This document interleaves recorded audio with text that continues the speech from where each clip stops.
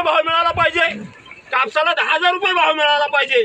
ही सगळ्या लढा तीव्रतेनं लढण्यासाठी सगळ्या शेतकऱ्याला महाराष्ट्रातल्या मी विनंती करतो, शिवाजी जन्मावा दुसरीच्या घरी म्हणून नाही, आता आपली एकजूट करा।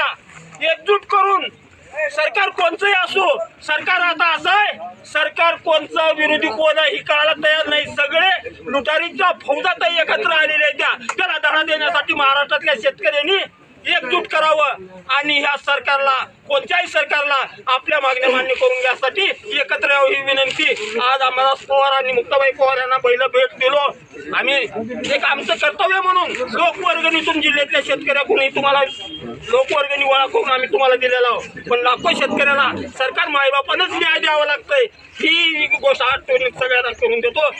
आणि पुढील काय दोन गोष्टी अरुणदादा साहेब बोलतील।